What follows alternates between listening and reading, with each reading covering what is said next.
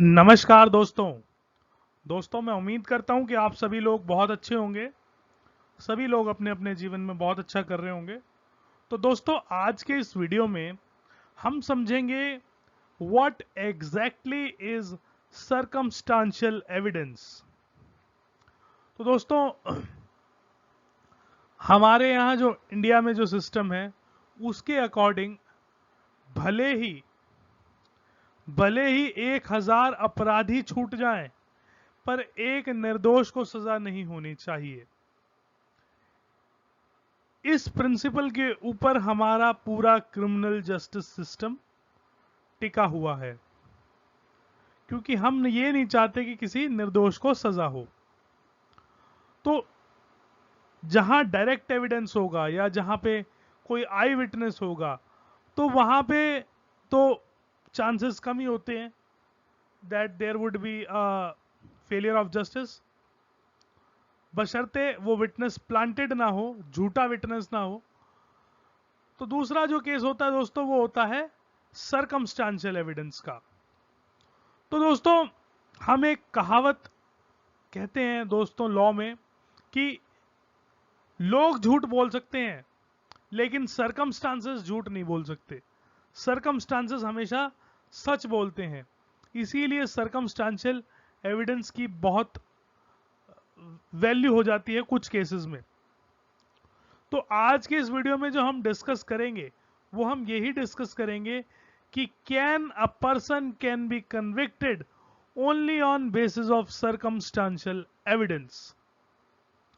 इसको समझने के लिए सबसे पहले हमें यह समझना पड़ेगा कि सर्कमस्टांशियल एविडेंस का मतलब क्या होता है। What exactly is the meaning of circumstantial evidence. तो circumstantial implies what is evidently directly from the circumstances in any particular case, even though the evidence itself is not direct.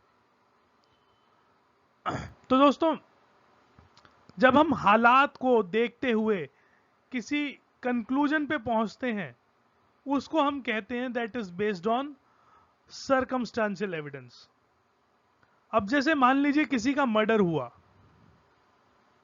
जिसपे परिवार शक जता रहा है, वो एब्सकॉन्डिंग है, भागा हुआ है, नहीं मिल रहा, फरार है, तो शक उस पे जाएगा कि नहीं जाएगा। फिर उसको जब हम कनेक्ट करेंगे, when we connect the dots we see that there are links that are establishing a connection between murder and the person absconding, that would be relevant. So this is exactly the meaning of circumstantial. Circumstantial implies what is evident directly from the circumstances in a particular case. Right? So there are two types of evidence friends, direct and circumstantial.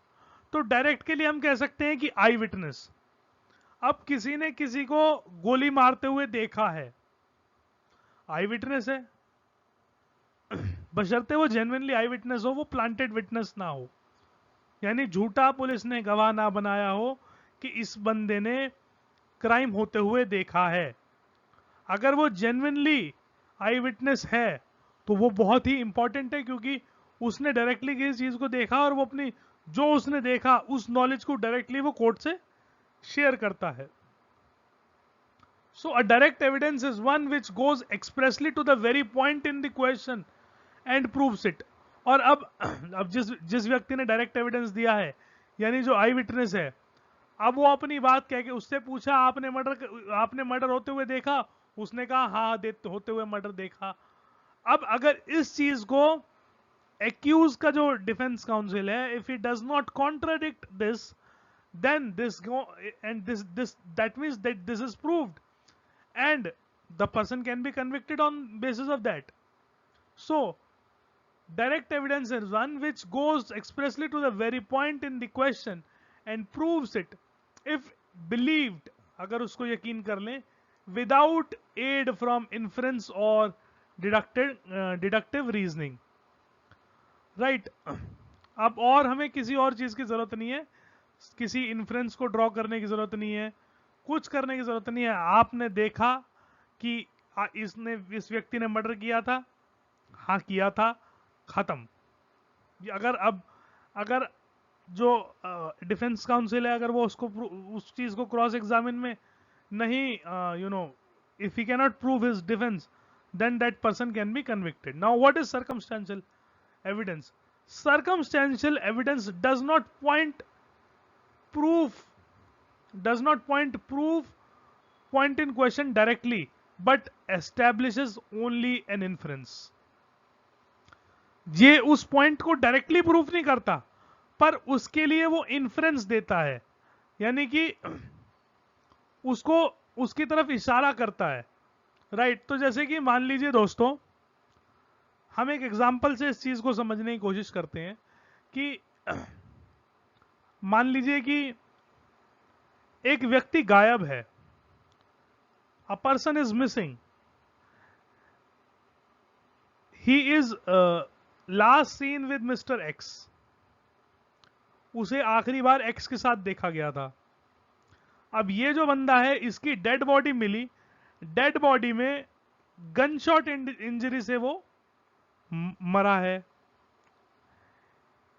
इस चीज का circumstantial evidence है कि इन दोनों के बीच में कहासुनी हुई थी। इस चीज का भी एविडेंस है कि जिसके साथ इसे आखिरी बार देखा गया था, उसने 2 दिन पहले एक बंदूक खरीदी थी, और जो गोली, जो गनशॉट, जो बुलेट डिसीज्ड की बॉडी में मिली है, वो वही बुलेट थी जो बंदूक उसने खरीदी थी। तो अब इन सब इन्फ्रेंसेस को जब हम कनेक्ट करते हैं, तो दोस्तों ये इशारा जाता है कि इसी व्यक्ति ने इसका मर्डर किया होगा, right. Now circumstantial evidence is that which are associated with the point in issue in such a way as to help court in coming to the conclusion about existence or non-existence of fact in issue। यानी वो सारे facts connect करके हम इस conclusion पे पहुंचते हैं कि फैक्ट इन इशू हुआ होगा कि नहीं हुआ होगा बाय द एक्यूज्ड, यानी कि वेदर ए मर्डर्ड बी और नॉट। जब हम इन सारे सर्कमस्टेंशियल एविडेंसेस को कनेक्ट करेंगे, जब हम सारी डॉट्स को कनेक्ट करेंगे, तो क्या वो हो सकता है या नहीं हो सकता। Evidentiary value of circumstantial evidence acquires immense significance when there is no direct evidence। अब कोई आई विटनेस नहीं है, अब कन्विक्शन प्रूव करना है, आपको कन्विक्शन कराना है किसी एक्यूज का, then you must prove the case by circumstantial evidence, connecting the chain of circumstantial evidence in such a way that it only points out to the guilt of the accused and nothing else। Evidentiary value of circumstantial evidence acquires immense significance when there is no direct evidence in any particular case, as it is not considered best type of evidence। अब जैसे मैंने कहा कि circumstantial evidence is not a best type of evidence। Best type of evidence is a direct evidence, which is the other one, यानी कि आई witness वगैरह अगर कुछ है तो वो ज्यादा अच्छा है, क्योंकि जब हम सर्कमस्टेंशियल एविडेंस पे किसी को कन्विक्ट कर रहे हैं, that means we are only assuming that he has done it। we have no conclusive proof that he has done it, we have only drawing inferences on the basis of which we are convicting the accused।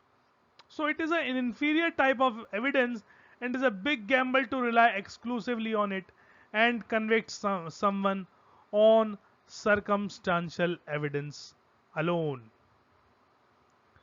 Before convicting someone on circumstantial evidence alone, the court must fully satisfy itself that circumstances point out unerringly to the guilt of the accused। यानी कि और बिना किसी doubt के, कोई भी doubt नहीं बचता, सारी इन्फ्रेंसेस इसी चीज की ओर इशारा कर रही हैं कि मुल्जिम ने ही क्राइम करा है, तब तो हम सर्कमस्टेंशियल एविडेंस पे कन्विक्ट कर सकते हैं किसी एविडेंस को अलोन, राइट। अब वैसे तो दोस्तों इसके ऊपर बहुत सारी जजमेंट है। इनफैक्ट ज्यादातर murder cases they are only based on circumstantial evidence, right. फिर भी we will see this case Sharad Chandra Birdi versus state of Maharashtra. इस केस में दोस्तों सुप्रीम कोर्ट ने 5 ऐसे गोल्डन प्रिंसिपल बताए थे जो अगर सेटिस्फाई कर देता है कोई केस, तो उसमें सर्कमस्टेंशियल एविडेंस के ऊपर किसी एक्यूज को कन्विक्ट किया जा सकता है। तो पहला प्रिंसिपल कहता है that the circumstances from which the conclusion of guilt is drawn should be fully established, right. तो अगर किसी की जैसे मान लीजिए डेथ बाय पॉइजन है, तो पहले तो यह साबित होना चाहिए कि उस व्यक्ति की मौत जो है वो पॉइजन से ही हुई है।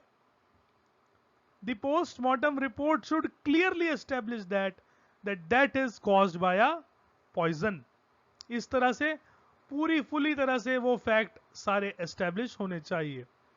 दूसरा पॉइंट जो इसमें लेट डाउन किया गया दोस्तों वो ये था, the fact so establish should be consistent only with the hypothesis of guilt of accused. यानी कि जो सारी इन्फ्रेंसेस हैं they should only point to the guilt of accused and they should not be explainable on any other hypothesis except that accused is guilty.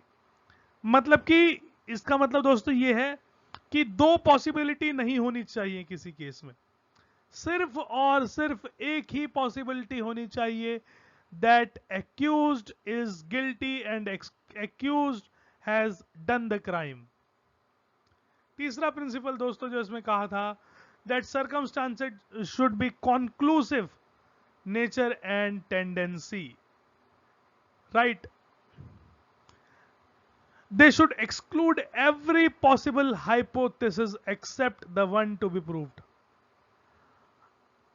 अगर हम murder proof कर रहे हैं तो मर्डर ही प्रूफ करना होना चाहिए। ऐसा नहीं कि आप मारपीट प्रूफ कर दें। You must proof murder itself. जिस चीज के लिए आप सर्कमस्टेंशियल एविडेंस दे रहे हैं उन सारी चीजों को प्रूव करने के लिए you must prove that fact in issue only and not something else, right। तो दोस्तों इसका सारा लॉजिक यही है कि humans judges are also humans, so if especially in murder cases अगर किसी को डेथ सेंटेंस हो जाती है और उस बंदे को बाद में फांसी हो जाती है, तो हम और अगर if later on it comes out that person is innocent who has been hanged, तो it is a very sad situation। तो इसीलिए इतनी सारी एक्सरसाइज सर्कमस्टेंशियल एविडेंस के केस में की जाती है, और जब भी बेनिफिट ऑफ डाउट मिलेगा तो वो हमेशा एक्यूज को मिलेगा। There should not be any reasonable doubt in a case based on circumstantial evidence। So last है दोस्तों, there must be a chain of evidence so complete as not to leave any reasonable ground for conclusion consistent with innocence of accused।